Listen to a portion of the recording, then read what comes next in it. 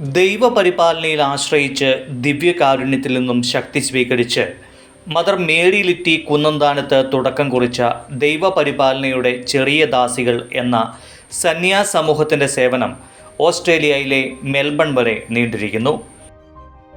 മെൽബണിലെ കോൺവെൻറ്റിൻ്റെ വെഞ്ചരിപ്പ് കർമ്മം major archbishop Mar Raphael Thattil നിർവഹിച്ചു.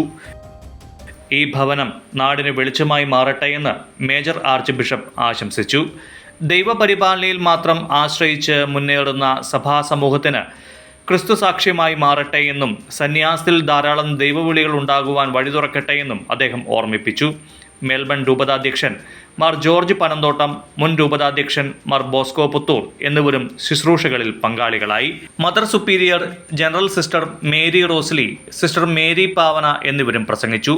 മെൽബണിലെ vicar general monsignor Francis Kolanchery, chancellor father Shijeesh Pullangunnel, father Saji Njavarakattu, Thalassery രൂപതയിൽ നിന്നുള്ള ഫാദർ സുബിൻ, ഇടവകയിലെ കൈക്കാരന്മാർ, പള്ളിക്കമ്മിറ്റി പ്രതിനിധികൾ എന്നിവരോടൊപ്പം സന്യാസ സഭയുടെ ആസ്ഥാനം തുടങ്ങുന്നതിന് മുൻപ് സിസ്റ്റേഴ്സ് താമസിച്ചിരുന്ന സൈമൺ ബിന്ദു കരോട്ടുകുന്നൽ ദമ്പതികളും പങ്കെടുത്തു.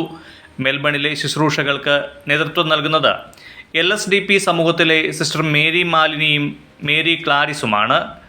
വചനപ്രഘോഷണം, കുടുംബ പ്രേക്ഷിതത്വം, യുവജന പ്രവർത്തനങ്ങൾ എന്നിവയാണ് സന്യാസ സമൂഹത്തിൻ്റെ കാര്യസം. ആതുര ശുശ്രൂഷയും വചനപ്രഘോഷണവും കുടുംബ പ്രേക്ഷിതത്വവും പ്രേക്ഷിത മേഖലയാക്കിയ ഈ സന്യാസിനി സഭയ്ക്ക് ഇന്ത്യയിലും ആഫ്രിക്കയിലുമായി 20 ഭവനങ്ങളും 200-നടുത്ത് സന്യാസിനികളുമുണ്ട്. കുന്നന്താനത്തെ പ്രത്യാശ ഭവനിൽ ലിറ്റിയമ്മയും സഹോദരിമാരും ചെയ്തു വന്ന ശുശ്രൂഷകൾ ലോകം ഏറ്റെടുത്ത് എന്നതിന് ഏറ്റവും വലിയ തെളിവാണ് സ്വർഗം നൽകിയ ഈ അംഗീകാരം.